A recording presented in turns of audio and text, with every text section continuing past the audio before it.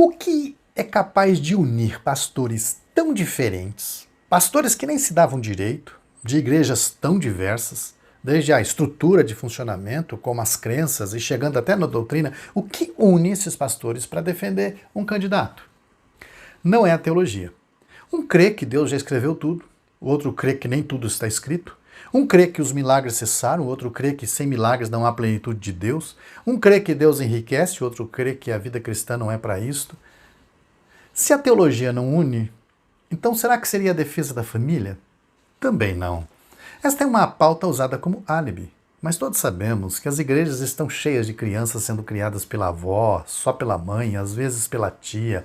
Inúmeras famílias em conflito, pé de guerra, clima de divórcio, com aquela fotografia bonita, né, no seu apartamento, mas lutando para tirar o filho das drogas que está vendendo tudo em casa. Uma família completamente desestruturada e nada a ver com o Estado. Talvez a união fosse porque a igreja esteja sob ameaça. Jamais. Sobre a Igreja de Cristo, é ele quem tem autoridade, ninguém mais. Esta é outra pauta álibi. Todo pastor sabe que o Senhor da Igreja é Cristo. Mas por que então líderes de grandes denominações que mandam ou influenciam os pequenos líderes espalhados pelo Brasil estão tão desesperados para defender um candidato que chegam a mentir, a inventar lendas amedrontadoras? Não é a igreja que está ameaçada. É a posição política que eles ocupam nas denominações. Essa posição chama-se papel social. Era a mesma razão porque pastores pentecostais antigamente provocavam medo nos fiéis, proibindo os jovens de fazerem teologia. Eles diziam que quem fazia teologia se desviava. Hoje a gente sabe que quem fazia teologia era uma ameaça à autoridade do pastor que não tinha estudado. Porque o estudante aprendia que o Senhor é meu pastor, mas o pastor não é meu Senhor.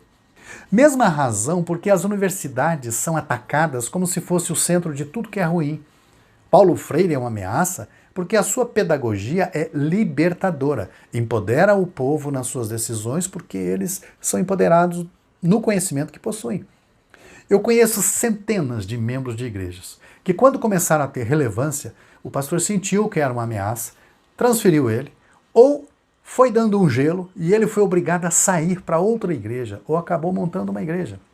Então perceba que aqui a gente tem um padrão, a proteção do poder, do cargo ocupado, dessa função social. Por isso, no auge da pandemia, a briga por abrir ou fechar os templos não era uma discussão sobre o que protegia as pessoas, mas o fato de não ter o templo aberto na cabeça de líderes inseguros ameaçava a posição de regente. A internet, você não tem o controle, né? Precisa estar ali. Assim, o político que defendia templo aberto foi colocado como do lado de Deus. E quem defendia o cuidado com as pessoas era inimigo de Deus. Então, o que tem unido estes pastores é o desespero para não vir à tona a desestruturação do poder deles, da posição que ocupam. Pastores que percebem que perderam a autoridade espiritual, que é uma relação com a fé, a autoridade espiritual, lançam mão da autoridade política, que é a relação com a posição social que ocupam, para controlar o rebanho, como forma de manter a fachada de que eles ainda detêm a autoridade espiritual. Deixa eu explicar. Autoridade espiritual é uma vida de serviço identificada com Cristo.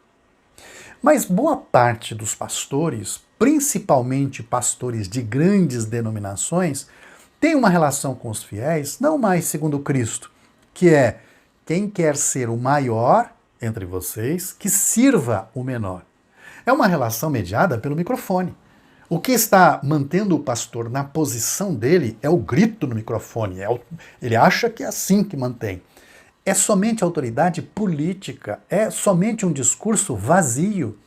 Então, com a sua autoridade ameaçada, resta apenas uma alternativa: usar do seu cargo, que é o poder político, para construir uma aura de poder disfarçada de poder espiritual, que mantenha ele nessa posição. Mas ele não está agindo para manter as ovelhas fiéis a Cristo, mas fiéis ao que ele diz, fiéis a ele. Preste atenção nisso. Olha lá, som da sua igreja. Já viu o pastor idoso, cansado, que não larga o osso? Ele se auto-justifica afirmando que é para o bem da igreja. Afinal, ninguém é capaz de ser como ele, essa autoridade espiritual, mas na verdade é o medo de não ter mais o lugar que sempre teve. Por isso a maioria põe os próprios filhos para substituí-los, para criar a sensação de que deu certo a sua autoridade espiritual, o seu legado. Como faz para manter o poder quando não se é mais exemplo de autoridade espiritual? Ele acha que conseguirá isso se obtiver reconhecimento mundano. Quando autoridades políticas aceitam as suas pautas, ele assume o controle e passa para o rebanho a imagem de que a autoridade máxima da nação serve a ele. Isso cria na cabeça das pessoas a imagem de que ele é o valente divino que até o presidente se sujeita. Um candidato que não se sujeita ao poder do pastor só pode ser do diabo. Está querendo fechar a igreja. Mas isto nada mais é do que uma cortina de fumaça para que ninguém descubra que ele, o pastor, está nu. Veja, o problema está no fato de que a pauta moralista que ele usa mantém o status, mas não confere a ele o que é primordial para a função, a autoridade de Cristo. É apenas um poder mundano. Eu termino citando Apocalipse 3,17. Jesus, dizendo: "Pois dizes", a igreja dizendo para si mesma, "estou rico e abastado, e não preciso de coisa alguma. E nem sabes que tu és infeliz, sim, miserável, pobre, cego e nu."